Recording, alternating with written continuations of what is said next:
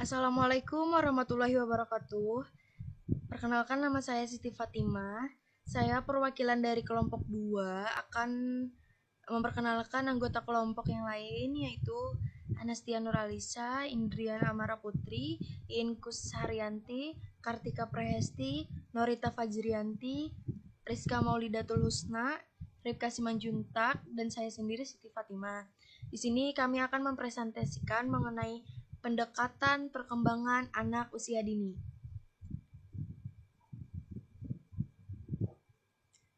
Saya akan menjelaskan sedikit mengenai definisi perkembangan. Perkembangan merupakan konsep yang memiliki perubahan yang bersifat kuantitatif dan kualitatif yang menyangkut aspek mental atau psikologis, kemampuan anak dalam merespon pembicaraan orang tua, tawa, orang dewasa, merangkak, berjalan, memegang suatu benda, dan sebagainya. Perkembangan anak yang dicapai merupakan integrasi aspek pemahaman, nilai-nilai agama dan moral, fisik, kognitif, bahasa, dan sosial emosional. Perkembangan anak berlangsung secara berkesinambungan, yang berarti bahwa tingkat perkembangan yang dicapai pada suatu tahap diharapkan meningkat baik secara kuantitatif maupun kualitatif pada tahap selanjutnya. Selanjutnya mengenai pengelompokan anak usia dini. Tingkat disusun berdasarkan kelompok usia anak 0 sampai 2 tahun, 2 sampai 4 tahun, dan 4 sampai 6 tahun. Pengelompokan usia 0 sampai 1 tahun dilakukan dalam rentang 3 bulanan, karena pada tahap usia ini, perkembangan anak berlangsung sangat pesat. Pengelompokan usia 1 sampai 2 tahun dilakukan dalam rentang 6 bulanan, karena pada tahap usia ini, perkembangan anak berlangsung tidak sepesat usia sebelumnya. Untuk kelompok usia selanjutnya, pengelompokan dilakukan dalam rentang waktu per tahun. Dilanjutkan teman saya. Assalamualaikum warahmatullahi wabarakatuh.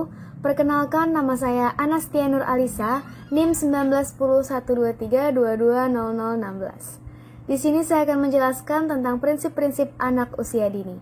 Prinsip yang pertama, anak akan belajar dengan baik apabila kebutuhan fisiknya terpenuhi, serta ia akan merasa nyaman dan aman dalam lingkungannya.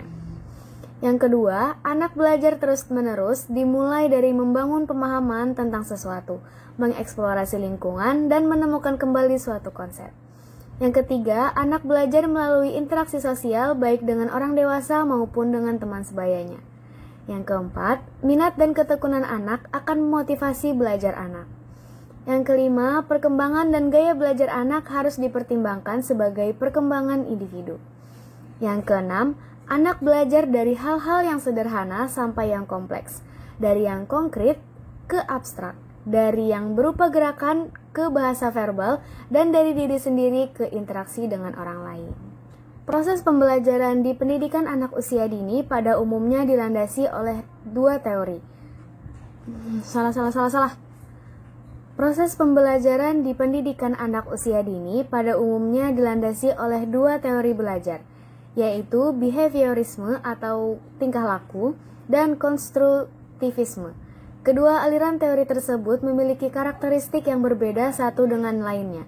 Behavioristik menekankan pada hasil dari proses belajar, sedangkan konstruktivisme lebih menekankan pada proses. Sekian dari saya, akan dilanjutkan oleh teman saya. Assalamualaikum warahmatullahi wabarakatuh. Perkenalkan, nama saya Kartika Prahesti.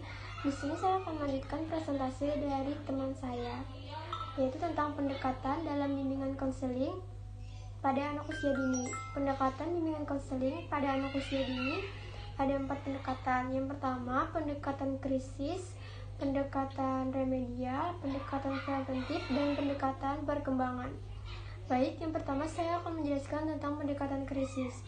Pendekatan krisis merupakan upaya bimbingan yang ditujukan kepada individu yang mengalami masalah-masalah atau krisis. Jadi, bimbingan diberikan dengan tujuan untuk mengatasi krisis atau masalah-masalah yang dialami individu. Yang kedua, pendekatan remedial. Pendekatan remedial merupakan upaya bimbingan yang diarahkan kepada individu yang mengalami kesulitan. Bimbingan ditujukan untuk memperbaiki sejumlah kesulitan yang dialami oleh konseling.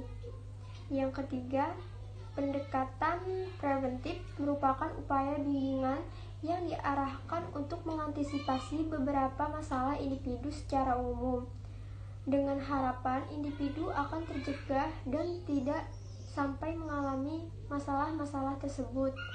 Yang keempat, pendekatan perkembangan. Pendekatan perkembangan merupakan pendekatan bimbingan dan konseling yang memfokuskan pada pengembangan dan potensi individu secara optimal.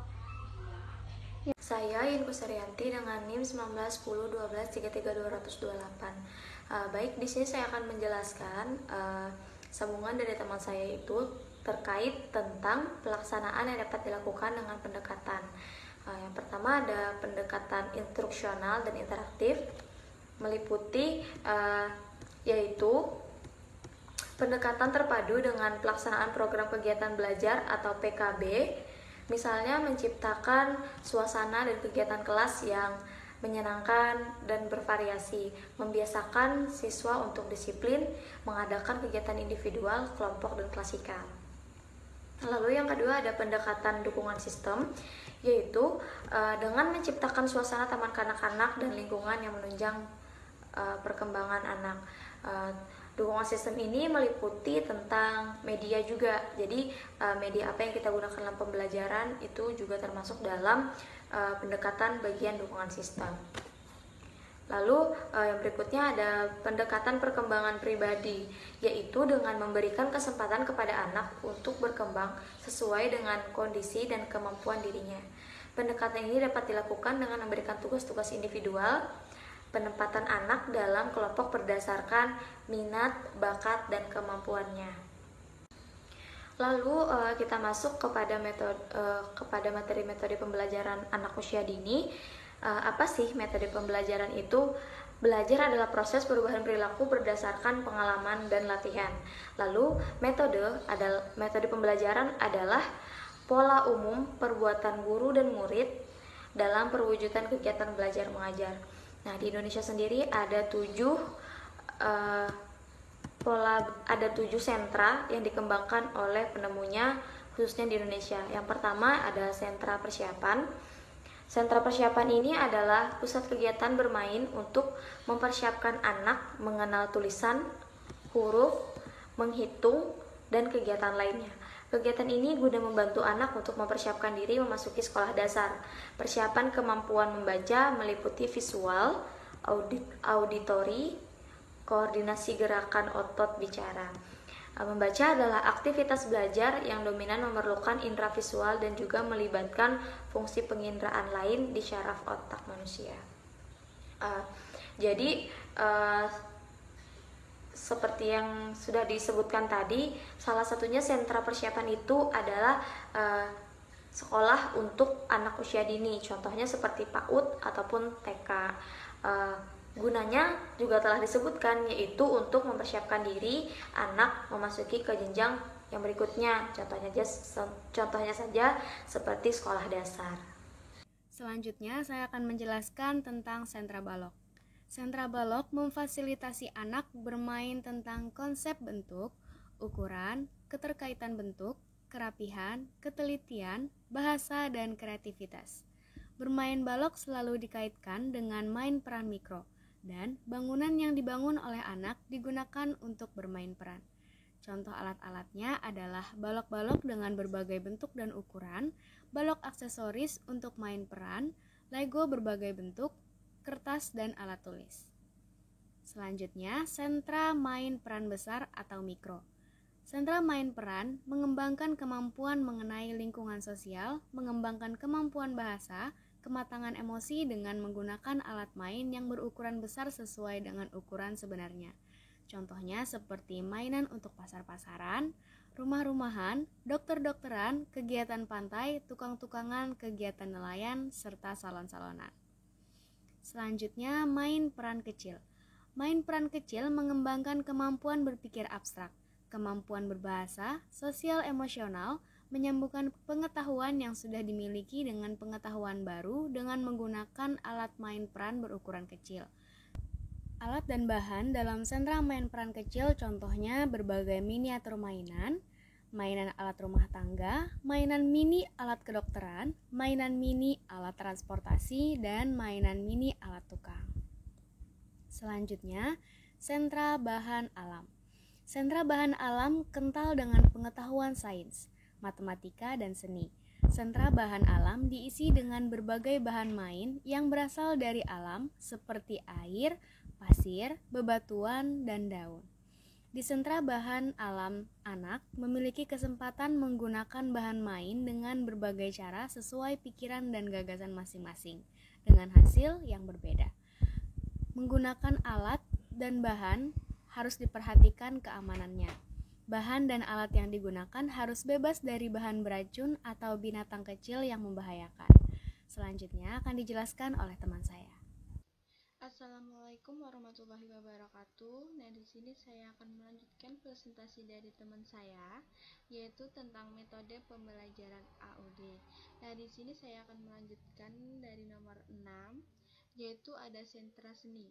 Sentra seni di sini adalah suatu pusat kegiatan seni, tempat untuk menumbuhkan kegiatan kreativitas, imajinasi, inisiatif, dan rasa keindahan anak. Nah, di sini misalnya guru dapat mengajarkan tentang seni, yaitu misalnya ada melukis, menggambar, mewarnai, dan bisa juga untuk mengajarkan untuk membuat kayak kapal-kapal dari kertas dan lain sebagainya.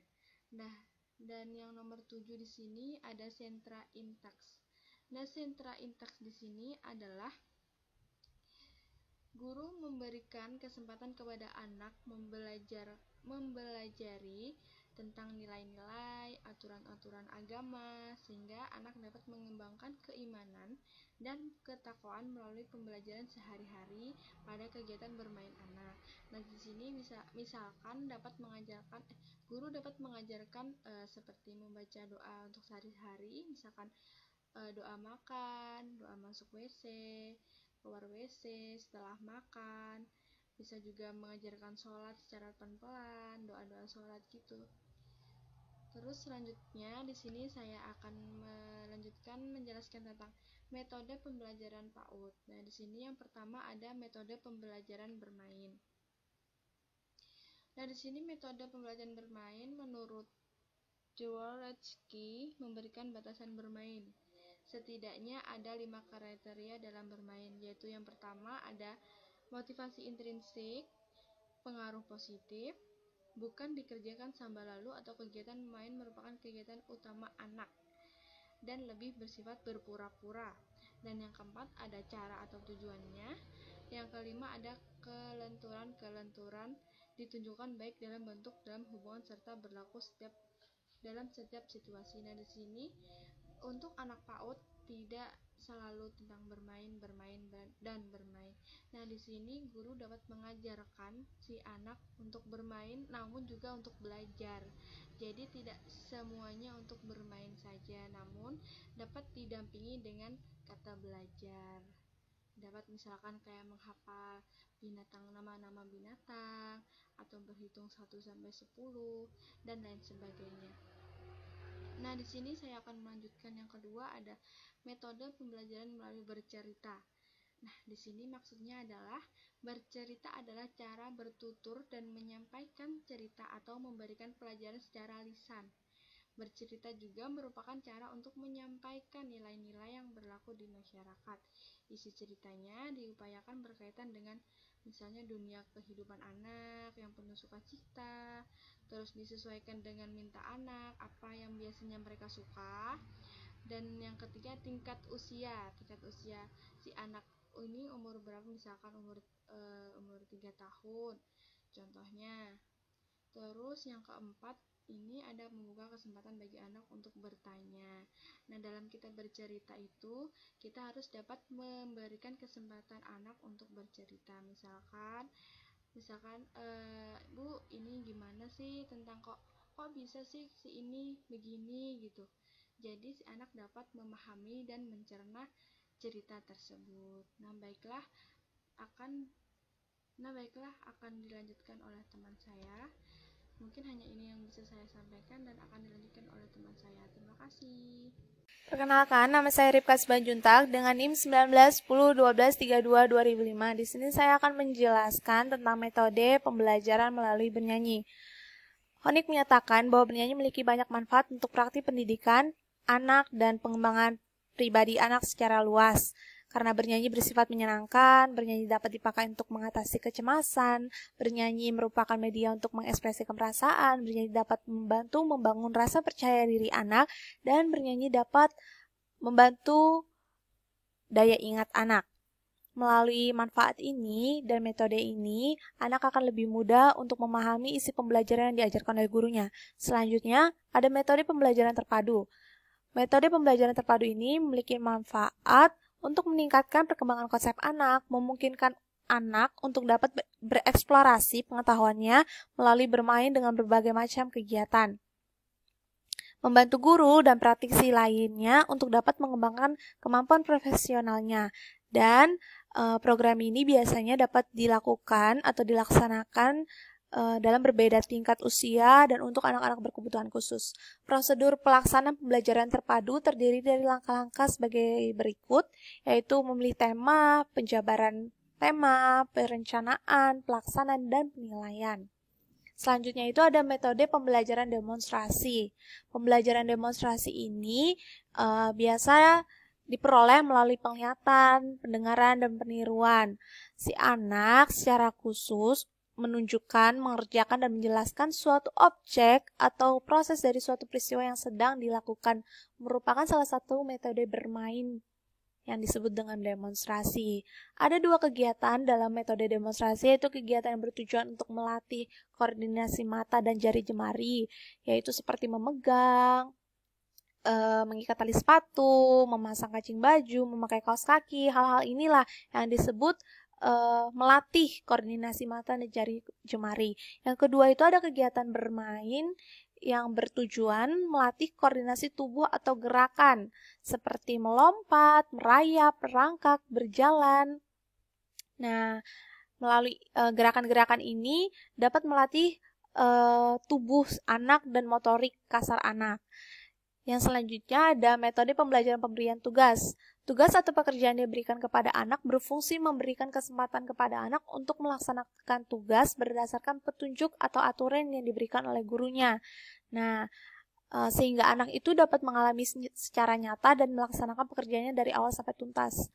Tugas biasanya diberikan bisa secara kelompok ataupun individual.